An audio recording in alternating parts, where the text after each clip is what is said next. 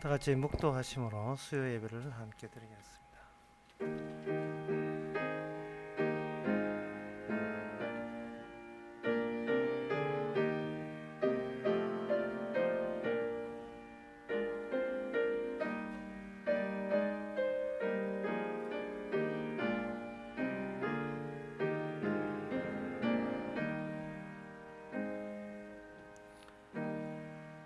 방백들이 무고히 나를 핍박하오나 나의 마음은 주의 말씀만 경외하니이다. 사람이 많은 탈취물을 얻은 것처럼 나는 주의 말씀을 즐거워하나이다. 하나님 아버지, 사람들이 주의 말씀을 벌이에도 우리는 진리가 주의 말씀밖에 없음을 저희는 압니다. 하나님께서 말씀을 통해서 세상을 만드시고 이끄시고 구원하시고 그리고 성취하시는 그 내용이 오늘날 우리에게 현실로 주어져서 사오니 우리도 이 현실 속에서 말씀 안에서 하나님의 뜻을 발견케 하옵소서. 예수님의 이름으로 기도합나이다. 아멘.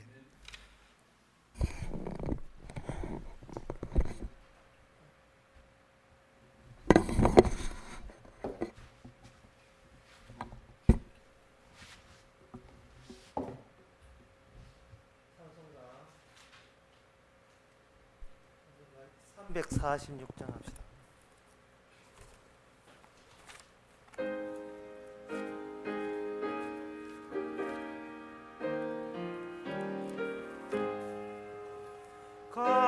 값비싼 향유를 주께 드린 막달라 마리아 본받았음. 향기로운 산재물 주님께 바치리. 사랑의 주 내 주님께 연약한 자에게 힘을 주고 어두운 세상에 빛을 비춰 성실과 인내로 내 형제 이끌리.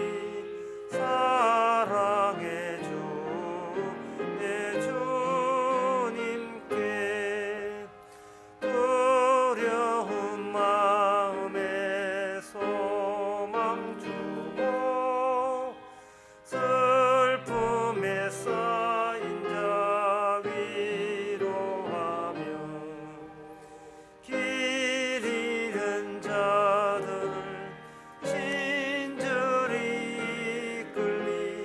사랑의 주 내 주님께 인생의 황혼이 깃들어서 이 땅의 수고가 끝날 때에 주님을 섬기다 평안히 가리라. 사랑의 주 내 주님께. 아멘. 이 시간 다 함께 기도합시다. 사람이 이 땅에 재주처를 자랑하고 자기의 하는 솜씨를 자랑하는데 직업을 자랑하고 재산을 자랑하지만 주께서는 그런 것을 보지 않고 믿음만 보십니다.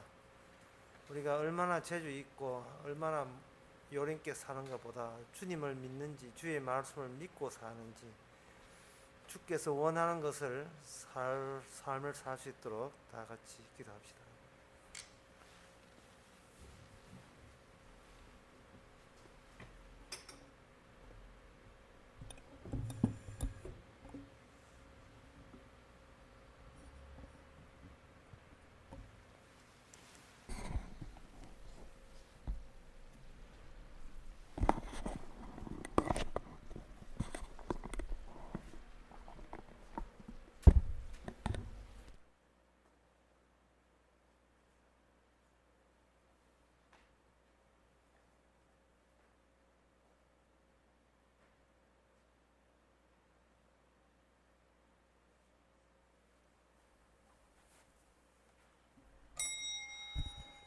하나님의 아버지, 남들이 기대하고 또 본인이 기대하는 그것은 하나님은 그것은 원치 않는다는 사실을 저희들이 깨닫게 하옵소서. 정작 주님께서 원하시는 것은 믿음인 건데 우리는 솜씨 부리는데 정신 팔려서 주께서 정작 원하는 것을 외면할 때가 많이 있습니다. 얼마나 잘난 존재가 중요한 것이 아니고 자기를 부인하고 십자가 지고 가는 그 모습을 성령께서 저희들로 그렇게 인도해 주시옵소서. 예수님 이름으로 기도옵나이다. 아멘.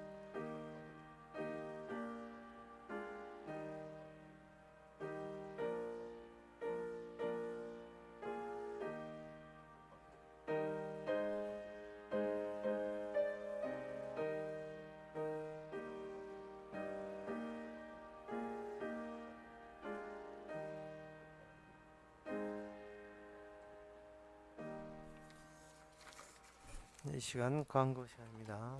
광고 없으면 하나님의 말씀 봅시다. 하나님의 말씀 에스겔 27장 1절에서 4절까지입니다.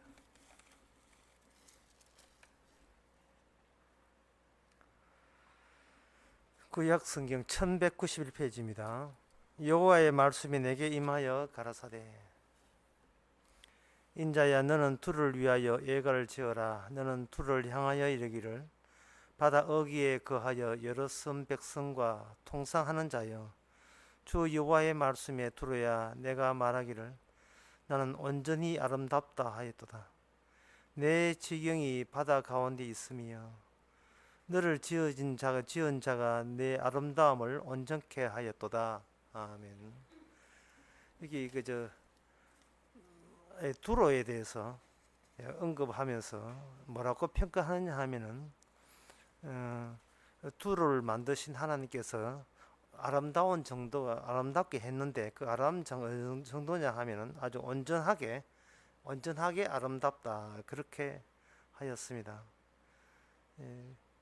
근데 이 두로라는 것이 우리가 알다시피 이 도시국가고 어떤 한 마을입니다. 그 마을이 온전할 정도로 아름답다. 꼭 누구한테 하느냐 하면 어떤 사람 보고 이야기하는 같은 그런 느낌을 갖죠. 이 지명에 성경에 나오는 이 지명들 이런 지명들이 있는데 그 지명들 하나하나가 마치 그 움직이는 사람처럼 그렇게 하나님께서 보시고 있습니다.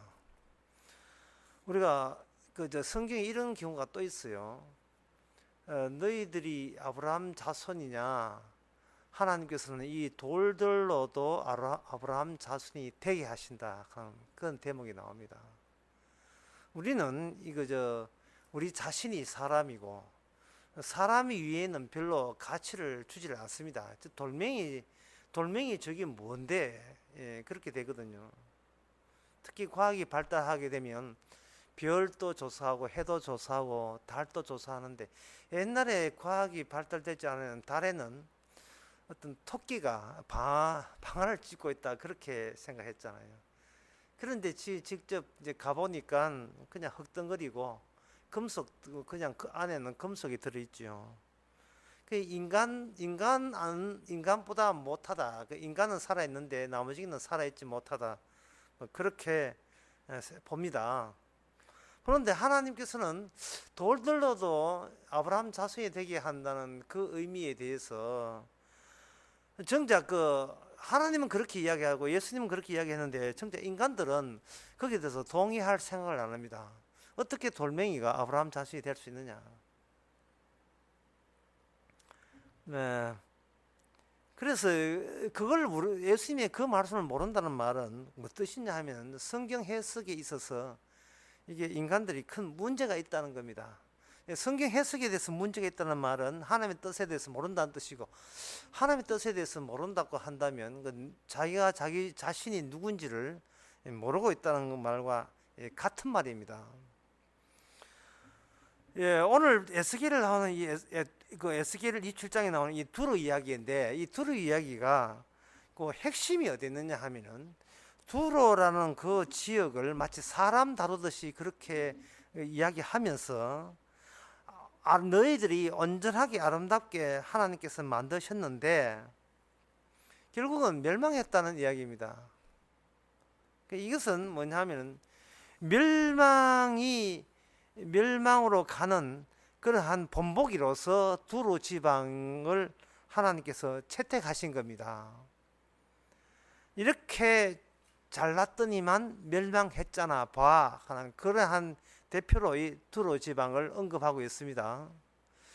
멸망을 설명하기 위해서 멸망하는 자들이 어떤 위치에 있기에 멸망하느냐, 도대체 그들이 뭐가 잘못되었기에 멸망하느냐 라고 우리가 생각하기 쉽지요.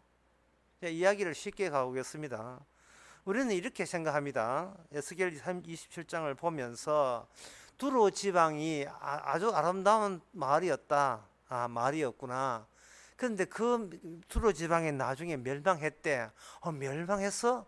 그러면 두로 지방이 하나님 앞에 뭔가 잘못한 게 있는 모양이다. 그래, 잘못한 게 있으니까 멸망했겠지. 그런데 그 잘못한 게 뭐지? 그걸 찾아보자. 그걸 왜 찾는데? 두로 지방이 잘못한 게 있기 때문에 멸망했다면 우리는 그 같은 잘못을 안 저지르면 우리는 멸망하지 않을 것이니까 멸망할 수밖에 없는 분명히 이유가 있을 것이야. 그걸 찾아내자 라는 쪽으로 이 성경 해석을 보통 하기 마련이거든요. 그렇죠? 그렇게 해석하지요. 그 해석이 잘못입니다. 그 해석이 잘못한 게 있기 때문에 멸망한다고요? 그렇지 않습니다. 그러면 두로 지방이 잘못한 게 없으면 멸망 안 했겠네요. 소돔과 고모라가 제대로 했으면 멸망하지 않았습니까? 아닙니다.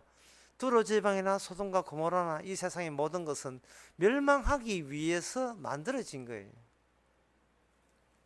뭐가 잘못되어서 멸망하느냐 라고 그렇게 나서버리면 그게 어떤 그 문제점이 있느냐 하면은 잘못하면 멸망 안 할 수 있겠네 하는 것을 뒤에 여운을 남기고 있는 거예요.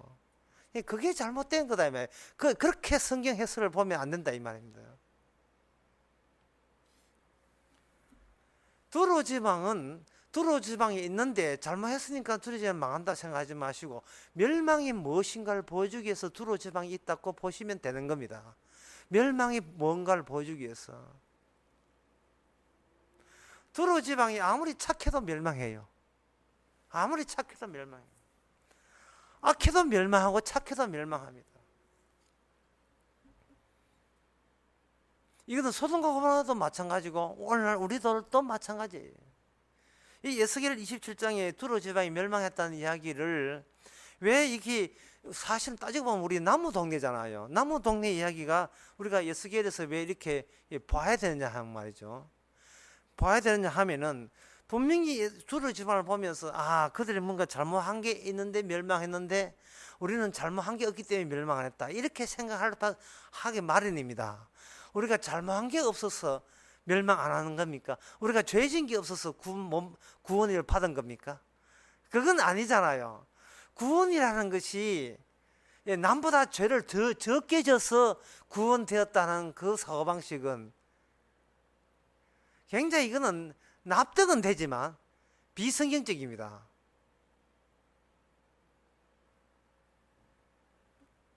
성경을 그런 식으로 봤던 자들이 예수님을 십자가 못 박아 죽였습니다.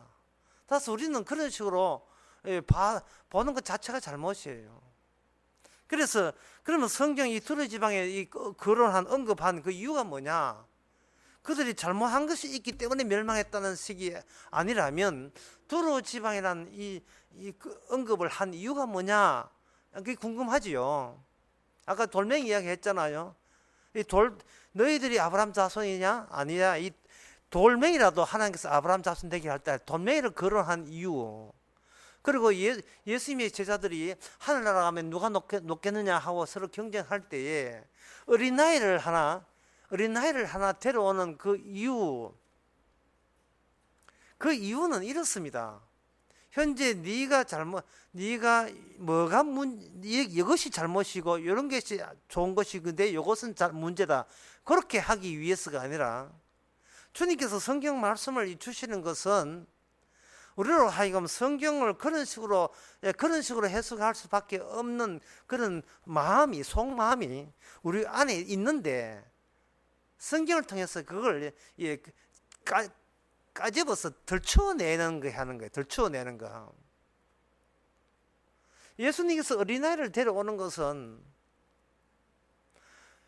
제자들은 둘 중에 누가 높습니까? 라고 해서 예수님 제자들은 말하기로 우리 12명 가운데 누가 하늘나라 높겠습니까? 라고 다퉜잖아요. 이 말이죠. 12명 가운데예요. 근데 예수님이 12명 가운데서 뽑는 것이 아니고 제3자를 데리고 오는 방법을 사용하십니다. 그것은 사람들 누가 만나기만 하면 내가 옳은가 네가 옳은가, 네가 옳든지 아니면 내가 옳든지 둘 중에 하나라 라는 생각만 갖고 있지, 둘 다 틀렸다는 생각은 못 하는 겁니다. 왜? 인간은 눈에 보이는 것이 인간밖에 보이지 않기 때문에 기껏 어떤 진리를 찾아내는데 자기가 보이는, 인간의 보이는 것 속에서, 지가 보고 있는 것 속에서 끄집어내는 거예요. 내가 보는 것에서 내가 또 거기서 내가 보고 있는 것 안에서만 내가 또 해석을 거기다가 또 갖다 덧붙여 가미하고 이래야 되는 겁니다.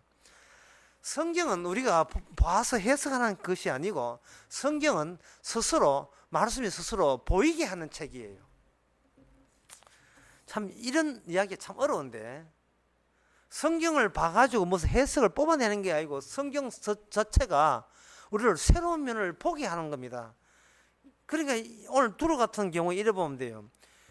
두로에서 보기 하고, 두로 사람들이 두로를 생각하는 거하고, 성경에서 하나님이 두로를 난 이런 식으로 본다 하는 거하고, 그 다음에 두로도 아니고 하나님도 아니고 오늘날 제3자 입장인 우리가 두로를 보는 거하고 이게 다 달라요. 다 다릅니다. 두로 사람들이 에스겔 27장의 이 멸망 이야기를 들으면요, 코웃음 칩니다. 우리 보고 멸망한다고, 누구야? 그런 소리 하는 하나님이 누구야? 그 하나님 죽어야 돼 라고 이야기할 거예요. 두로 사람들은 지금 이런 이야기 할 때 저거는 아주 여유만만합니다. 너희 나라 망한데, 그걸 두로 사람들이 거기 먹히겠습니까?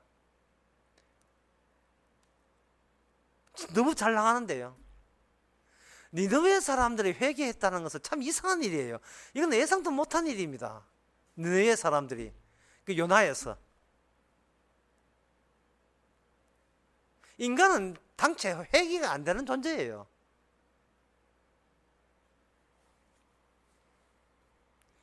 선교사들이 제일 큰 잘못은 뭐냐면 회개케 하기 위해서 복음을 전한다는데 그것은 진짜 터무니없는 생각입니다.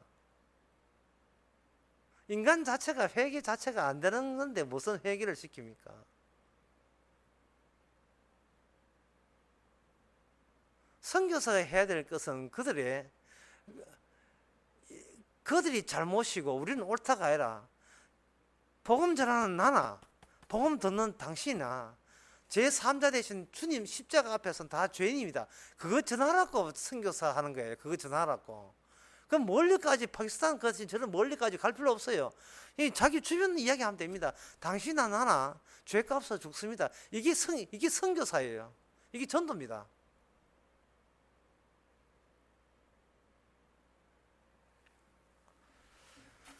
이제 본격적으로 그 이유를 내가 설명해 드릴게요. 제가 메일을 하나 받았는데 그 메일 질문이 상당히 중요한 메일을 받았어요. 어떤 메일을 받았느냐 하면은, 하나님 나라에 대해서 신약에서 하나님 나라는 가능성은 예수 안, 성령 안을 하나님 나라 하는데, 왜 신학 서적이나 신학자들이나 목사들은 어떤 눈에 보이는 어떤 특정한 상황과 제도, 조직, 벌어지는 일, 왜 그것을 하나님의 나라고 합니까? 아무리 봐도 그게 틀린 것 같은데 어느 것이 맞습니까? 라는 질문을 매일 통해서 해왔어요. 그래서 답변을 해줬지요. 구약에 나와 있는 이것도 에스겔도 구약이잖아요. 구약에 나와 있는 모든 이스라엘이나 모든 상황들이 그것이 하나님의 나라라고 사람들 이야기하는데, 에덴 동산 같은 경우에 하나님 나라 하는데 그것은 하나님 나라의 그림자입니다 라고 했어요. 그림자인데, 여기서부터 어려워요. 여기서 잘 들으셔야 돼요. 이 그림자인데, 이 그림자가 이게 실체로 나타나니까 전혀 그림자로 보이지 않은 거예요. 다윗이 그림자입니까? 다윗이 유령이에요. 다윗은 몸무게가 심장이 뛰고 있고 우리가 똑같은 신체를 가진 거예요. 그게 무슨 그림자입니까? 귀신 아닙니다. 예, 애기 낳았어요. 그 무슨 귀신이 애기 놓습니까? 실제 몸이 애기 놓지요. 여리고성이 무너졌다. 그림자입니까? 아닙니다. 예, 실제로 무너졌어요.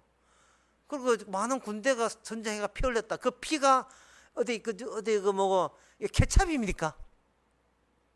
실제 피, 실제 피. 아니, 예수님이 십자가 죽을 때 죽는 척 한 거예요. 지금 연기한 겁니까? 그래픽입니까? 실제 예수님이 찬자국 목자국 막 그런 것이 이 피부에 그냥 그림 무시 생긴 거예요. 실제로 창자국입니까? 실제로 창자국 못자국이잖아요. 그런데 이게 그림자라는 거예요. 그게 그림자라는 거예요. 구약에 일어났던 실제 역사들이 전부 다 그림자라는 겁니다. 그런데 그걸 그림자로 못 보는 이유가 뭐냐 하면은, 인간이 자신이 그림자라는 것을 생각해 본 적이 없어요. 내가 하나의, 나는 분명히 나는 여기 있고, 내가 손톱을 깎다가 아프면 진짜 아픈 것이지, 그냥 가짜로 아프고 환상 속에 아픈 게 아니고 실제로 아프고 실제로 피나고, 그리고 날씨가 더울 때는 실제로 그 땡빛이 덥고 땀이 나고, 추우면 실제로 춥고, 이것을 꿈속이라고 이야기할 사람 아무도 없습니다. 아무도 없어요. 그런데 성경 그 전체가 그림자라고 하는 거예요. 그게 전부 다 허구고 허상이라는 겁니다. 그림자라고 하는 거예요.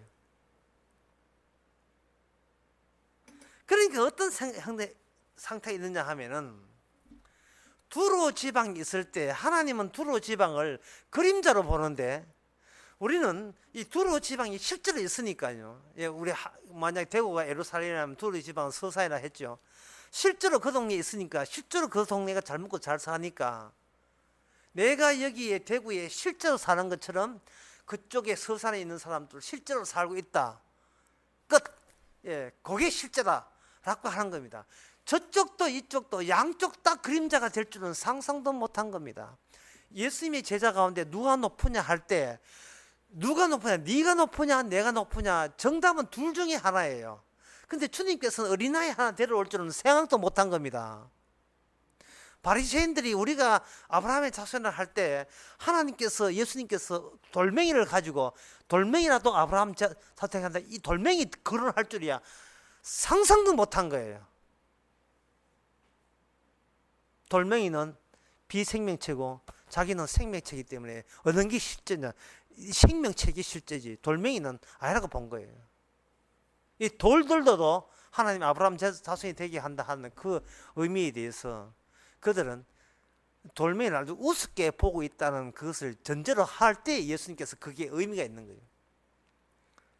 그래서 예수님께서 인간 입에서 나오는 인간 행동 어떤 것이 있더라도 예수님은 그것을 그림자로 보고 있습니다. 하늘나라의 그림자. 자, 하나님의 나라의 그림자인데, 하늘나라의 그림자라고 했을 때 여기서 또 하나의 우리가 오해에 대해서 수정해 들어갈 필요가 있어요. 하늘나라고 할 때 우리는 뭐라고 하냐 하면은 좋다, 그리고 안락하다, 평화롭다, 그리고 넉넉하다, 그리고 행복하다, 오직 빛만 가득하다, 어두움은 조금도 없다. 항상 하늘나라에서 좋게 생각합니다.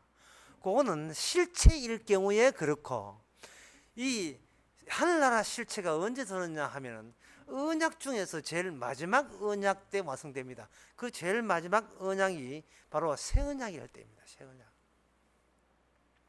인간이 자기가 그림자이면서도 그림자인 줄 모르고 실체로 여길 때는 내가 여기 있다 이래야 되거든요. 여기 있을 때는 어떤 현상이냐면 어디에 언제 있습니까? 어디에 있습니까? 예수님 하늘나라가 언제 옵니까? 사도행전 1장 6절에 예. 하나님 그때가 주의 날이 언제 옵니까? 또 그 누가복음 보게 되면 또 이런 말씀 있죠. 바리새인이 물었어요. 하나님 나라가 어디 있지요? 여기 있어요? 저기 있어요? 왜 사람들이 하늘나라가 언제 있느냐? 언제 시간요? 그 다음에 어디에 옵니까? 라는 어디에? 요번에 그 수련회 그걸 묻죠. 요번 수련회 할 때 이제 에덴 동산이 어디에 있느냐는 질문을 했죠. 에덴 동산이 어디 있느냐 하면 시간의 역전 가운데 역전 속에 있다 했습니다. 시간의 역전 속에 시간의 뒤집힘 속에 있다 했습니다.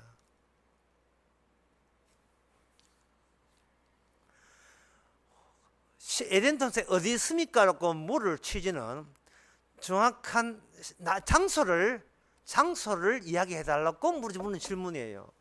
왜 그런 질문을 해야 되느냐 하면은 우리가 평소에 나는 그림자가 아니고 나는 귀신이 아니고 나는 실제로 있다고 할 때 항상 뭐다 나는 지금 여기 있다 그리고 이 시간에 있다 시간과 공간 이 시간에 여기 있고 나는 지금 이 자리에 여기 있다 따라서 여기 있는 사람은 나고 이 시간에 있는 것도 나다. 그렇다면 하나님 나라는 내가 여기 있는 것처럼 지금 어디 있습니까? 그리고 하늘나라 언제 옵니까? 라고 묻는 거예요. 그런 물음과 그런 어디에 옵니까? 전체가 그림자라는 생각을 생각해 본 적이 없습니다. 생각해 본 적이. 다시 이야기합니다. 두로가 이야기한 것은 두로가 어디 있습니까? 언제입니까? 아니라 두로는 멸망을 이야기하기 위해서 멸망을 설명하기 위해서 두로라는 그림자 같은 도시국가가 하나님께서 거론하시는 겁니다. 그런데 하나님이 두로를 볼 때 이 그림자가 보지만 우리는 무엇을 생각해야 되냐 하면 막상 두로 지방에 사는 두로 지방의 왕이나 거기 그 신하들이나 그 백성들 입장에서는 이 에스겔 27장 이야기가 먹히겠느냐 하는 이야기입니다. 예, 너희들 얼마 안 가서 멸망하는데 누가 가던데 여호와 하나님이 그렇게 멸망시킨대 할 때 그들이 거기에 대해서 먹히겠습니까? 왜 전혀 안 먹힐 거예요? 왜 그러냐 하면은 두로 사람들이 두로 하면 또 복잡한가 대구 사람들 대구에 사는 사람들이 어떤 저 서울 사람 야 대구에 불난데 다 죽는데 멸망한데 이 할 때 정작 대구에 사는 사람들은 거기에 안 먹히죠. 왜? 대구 사람들은 우리가 어떻게 사는가를 너무나 자기 일이기 때문에 항상 생각합니다. 행여나 멸망할까봐 행여나 무너질까봐 그리고 행여나 이 도시가 황폐화 될까봐 다른 쪽에서 신경 쓰는 것보다 더 자기의 일에 대해서 신경 썼습니다. 그래서 멸망이라는 것은 생각지도 못하죠. 그걸 받아들일 수가 없습니다. 받아들일 수가 없어요. 두로에서 두로를 보기와 하나님이 두로를 보기가 이렇게 다릅니다. 이 두 가지의 견해를 딱 해볼 때 자, 우리가 이제 여기 우리가 제3자로 생각해 봅시다. 이제 다시 아까 이야기 다시 해봅니다. 두로 지방은 멸망한다. 두로 지방은 멸망한다는 소식을 26장, 27장, 28장에서 할 때에 우리는 어떤 오류에 빠졌냐 하면 아까 했는 이야기 그대로 하겠습니다. 두로 지방이 뭐가 잘못한 게 있기 때문에 멸망할까? 우리는 그것을 알아서 하나님 보기에 두로 지방이 이런 잘못 때문에 멸망했구나. 우리는 그런 짓을 안 해야지. 왜? 그러면 우리가 멸망 안 할 테니까 라고 이 성경 해석을 이렇게 해석해 가는 거예요. 모든 주석이나 모든 성경책 모든 사람들이 다 그렇게 이야기합니다. 저는 그게 틀렸다고 지금 이야기하는 거예요. 틀렸다고 이야기하는 거예요. 우리가 두로 지방의 사람이 아니고 우리는 제3자에서 두로 지방 할 때 야 두로야 너가 멸망한데 빨리 회개하라 라고 지적을 하는 것은 마치 뭐와 같으냐 하면요, 고난받지 않은 욥의 친구가 욥이 고난받고 있으니까 친구가 하는 말이 여봐, 네가 고난 받는 것은 죄 지은 게 있기 때문에 고난 받는 거야. 그러니까 너는 빨리 그 고난 주신 하나님께 회개하란 말이야. 예? 아이고, 오늘 설교 아주 차분하죠. 이 지금 음성 이거 찍찍 막 째지는 소리 듣는다 내가 들어가지고 지금 신경 많이 쓰고 있습니다 지금. 하여튼 실험적으로 해보는 거예요. 지금 차분하게 해보는 겁니다. 욥 이야기까지 해죠. 욥의 친구가 제3자의 입장에서 하나님은 욥에게 고난을 줬습니다. 욥은 고난을 받습니다. 제3자 욥의 친구가 지가 뭐지도 모르면서 아는 척하며 하는 겁니다. 욥아, 네가 잘못한 게 있기 때문에 고난 받는다는 거예요. 그 해석이 하나님께서 욥의 친구 해석을 동의했습니까? 아니면 틀렸다고 했습니까? 그게 틀린 거죠. 똑같은 잘못을 우리가 저지르고 있습니다. 두로 지방에 뭐가 잘못되었기에 이런 벌을 받는가? 똑같은 잘못으로 두로 지방 이스겔 27장 해석을 그런 식으로 시도를 하는 거예요. 그런데 뭐가 잘못됐냐 하면은 두로 지방이 아무 이유도 없이 그냥 멸망하기 위해서 멸망한다고 했을 때, 다시 말해서 두로 지방에서 구태여 멸망받을 이유를 찾아내지 못하고 그냥 멸망했을 때, 그때 우리의 마음은 어떻겠습니까? 우리는 누구 편을 드느냐 하면 두로 사람들의 편을 들고, 그냥 두로 사람을 그냥 멸망하기 위해서 멸망하기 위해서 두로 사람을 만들어 놓고 번착했던 그 하나님의 모든 일에 대해서는 오히려 하나님께 원망하고 싶은 충동이 드는 겁니다. 왜냐하면 이 두루지의 멸망이 남의 일이 아니기 때문에. 자, 지금 이렇게 이야기해도 지금 제가 무슨 취지를 하는 걸 잘 모를 거예요. 그러면 하나 더 이야기하겠습니다. 예수님하고 제자를 길을 가는데 무화과나무가 봤어요. 무화과나무는 죄 짓지 않았습니다. 그냥 무화과나무인데 이게 5월달 돼야 이게 열매가 맺히는데 3월달쯤 돼가지고 2월달쯤 돼가지고 예수님께서 시작해가지고 열매를 찾으니까 열매가 아직 때가 안 돼서 열매를 맺지를 못했습니다. 예수님께서는 제자들을 들으라는 식으로 하는 이야기가 뭐냐면, 내가 시작할 때 왜 열매가 없는가? 내가 이 무화과나무를 저주한다 라고 했을 때 제자들은 이게 무슨 이야기인지 몰랐어요. 나중에 와보니까 그 무화과나무가 바짝 말라서 죽어가고 있었습니다. 그 광경을 보고 제자들이 뭘 느꼈겠습니까? 아마 섬찟했을 거예요. 예수님께서 무화과나무를 다루는 방식과 예수님께서 인간을 다루는 방식과 예수님은 동일한 방식으로 다룬다는 사실을 우리가 생각해 볼 때, 무화과나무에게 자기가 여자들이 무화과나무를 볼 때 아무리 봐도 무화과나무가 뭔가 잘못한 저주받을 짓을 한 게 없어요. 그런데 어쨌든 결과적으로 저주를 받았습니다. 그러면 인간은 결국 뭐냐? 저주를 받았고 인간은 늙어 죽어가면서도 여전히 자기 쪽에서 왜 나는 죄인인가? 나는 왜 저주받는가? 내가 왜 지옥 가는가? 왜 심판받아야 하는가? 라는 이유를 찾아낼 수 없는 식으로 평소에 살아가고 있다는 것이 되는 겁니다. 인간이 아무리 자기를 살피고 자기를 돌을 닦고 해도 나는 왜 저주받아야 마땅하며 잘하고 잘못하고 아무 상관도 없이 운명은 내가 결정한 것이 아닌 그런 식으로 살아간다는 것을, 그런 생각에 대해서 내가 동의할 수 없는 마음을 내가 이미 지니고 있는 거예요. 그러니까 이 말은 우리가 그림자예요. 그림자. 실체는 예수님이 실체고, 마치 아담이 실체고 우리가 그 아담의 후손인 것처럼 예수님이 실체고 아담은 예수님의 형상이 되는 거예요. 예수님의 표상이 되는 겁니다. 그림 그릴 때 스케치 있죠. 스케치. 대상하는 거예요. 스케치하고 난 뒤에 그 다음에 물감칠하고 이렇게 해가지고 수채화 같은 거 더 이거잖아요.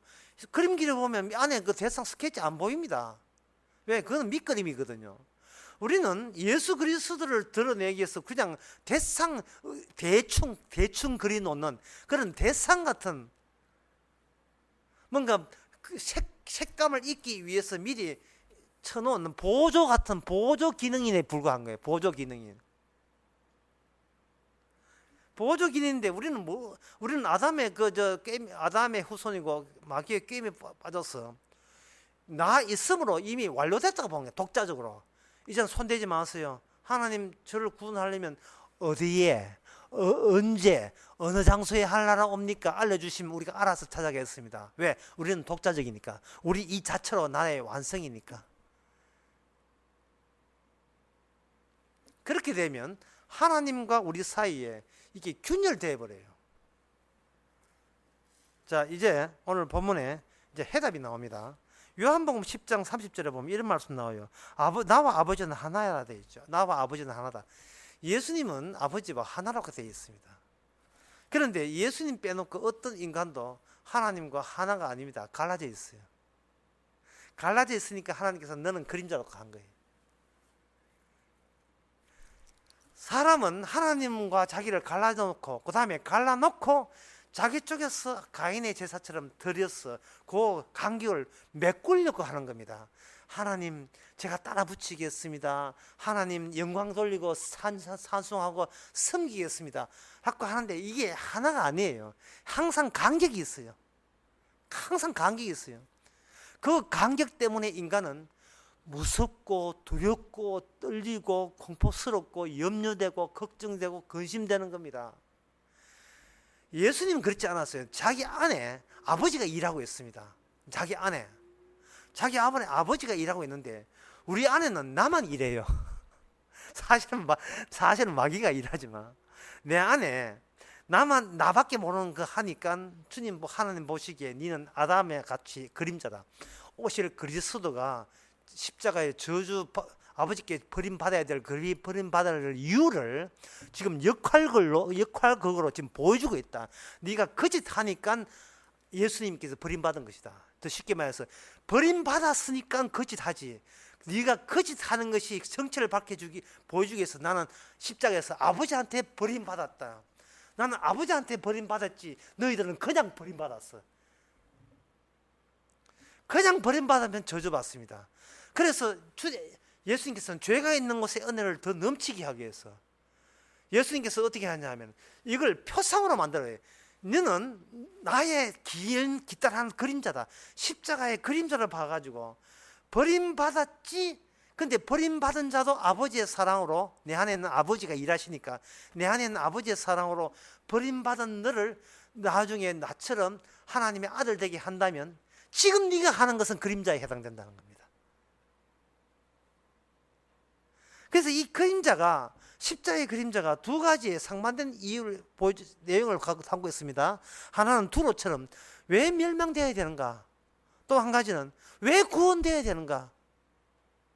멸망된 것을 우리가 인정한다면 이상스러운 일이 뭐냐?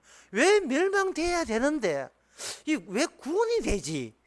라는 것을 오히려 더 영광스럽고 굉장히 신기하면서도 감사하게 되죠. 근데 멸망되어야 된다는 것을 당연히 하지 아니하면요, 이것은 하나님 저 독자적인 나를 한번 건져내 보시지, 나를 천국 한번 여보시지, 여보시면 나는 당신을 사랑의 하나님으로 간주하겠습니다, 섬기겠습니다, 이렇게 흥정하는 쪽으로, 시장에서 물건 흥정 거래하는 쪽으로 그래 나와버려요. 왜냐? 독자적으로 자기는 자기가 지킨다고 본 겁니다. 이제 말씀을 맺고자 합니다. 두로 지방은요, 멸망받기 위해서 그 두로 지방이 생겼어요. 그런데 그 멸망받기 위해서 두로 지방이 있다는 것은 하나님께서 두로를 볼 때 그렇게 보는 겁니다. 그런데 두로 본인이나 두로 사람 백성이나 그리고 같은 우리 인간들 보기에는 두로 사람들이 무엇이 잘못되어서 멸망 안 되는, 그렇게 하나님께서 그렇게 좋게 지어드니까 좋게 만든 도성이 어떻게 멸망당했지? 도대체 뭐가 잘못돼서 그런가? 교만한가? 아니면 너무 잘 되니까 잘 되는 거 가지고 이걸 까불어서 촐싹대고 깐족거려 가서 그래 하는가? 아, 그렇다면 우리는 깐족대지 말고 우리 겸손해야지. 사람이 겸손하면 멸망 안 당합니까? 겸손하면 멸망 안 당해요. 우리는 두려워하지 말고 그림자를 볼 줄 알아야 돼요. 나의 멸망당할 이유를 두로 지방 나의 그림자예요. 두로 지방에 당하는 이 모든 그 모양새는 지금 내가 그 모습 따라가고 있습니다. 이유는 딱 한 가지. 두로 사람들은 자기를 그림자를 보지 않고 실체를 보고 있습니다. 똑같은 사고방식으로 우리는 나를 그림자를 보지 않고 지금 실체로 보고 있습니다. 그게 바로 멸망의 이유입니다. 주님은 우리를 그림자로 보는데 우리는 그게 납득이 안 되는 거예요. 이 피 만져주고 피 흘리면 피가 나가는데 이게 왜 이 피가 왜 그림자입니까? 이게 물감이 아니고 그 영화 촬영할 때는 케찹이 아닌데, 예, 아니 머리 이빨 아프면 잠을 못 자는데요. 이게 간격 때문에. 예수님은 아버지와 자기가 하나가 됐는데 우리는 하나님 따로 우리 따로예요. 따로 노니까 우리 따로 이것부터 새로 출발한 겁니다. 나는 실체다. 어떻게 하면 하나님과 통합할 수 있을까? 합류하고 있을까? 하나님은 이야기합니다. 먼저 두루한테 배워라. 먼저 멸망을 배워라. 네가 멸망에 있어야 돼. 멸망받기 위해서 내가 있다는 것을 깨달을 때 비로소 구원은 그 속에서부터 피어납니다. 주여, 우리는 멸망받아도 괜찮습니다. 왜? 그리스도를 보여주한 멸망이라면 그림자는 마땅히 멸망의 그림자롭고 우리는 그 모습을 보이는 것이 지극히 당연합니다 라고 고백할 때 그 그림자 속에 다른 면, 그러니까 주님의 사랑으로 은혜로 구원받았다는 그 기능도 우리 안에 같이 활동하게 되는 겁니다. 그림자 같은 나, 출애굽 멸망 마땅한데 십자가의 은혜로 이렇게 실체로 하나님의 아들이라는 실체를 되게 하셨군요. 바로 이것을 위해서 두로 지방은 아무것도 모르는 주도 지방은 잘 먹고 잘 사다가 졸지에 멸망하는 우리의 모습으로서 미리 보여준 겁니다. 기도하겠습니다. 하나님 아버지, 예수님처럼 아버지와 하나 되지 못한 그 자체가 얼마나 우리로 하여금 힘들게 하고 초조하고 두렵고 모든 게 걱정되고 염려되고 수고한 무거운 짐이 되는지. 그러나 내가 독자적인 것이 아니고 주의 그림자요, 주의 것인 것을 저희들은 다시 한번 믿게 하옵소서. 예수님의 이름으로 기도합나이다. 아멘. 찬송가 334장 합시다.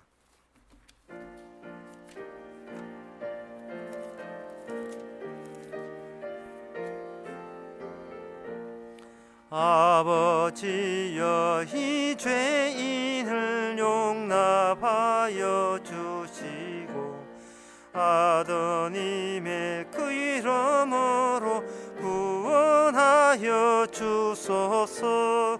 아버지를 떠나간 지 벌써 오래되었고 길험에서 고난 몸이 이제 돌아옵니다. 전에 하던 헛된 일을 원통하게 여기고 겸손하게 엎드려서 용서하심 빕니다. 은혜 감당 못하오나 회개하는 영혼과 나의 약한 육신까지 감히 드리옵니다. 나의 죄를 사하시려 주님 죽으셨으니 그 공로를 의지하여 주만 의지합니다. 아버지여, 용납하사 나를 품어주시고 누의 사랑 품 안에서 길이 살게 하소서. 아멘. 기도합시다. 지금은 우리 주 예수 그리스도 은혜와 하나님의 크신 사랑과 성령의 충만하심이 겸손한다고 구원받는 것이 아니라 십자가의 은혜로 구원받는 사실을 깨닫는 모든 성도에게 주의 이름으로 축원하나이다.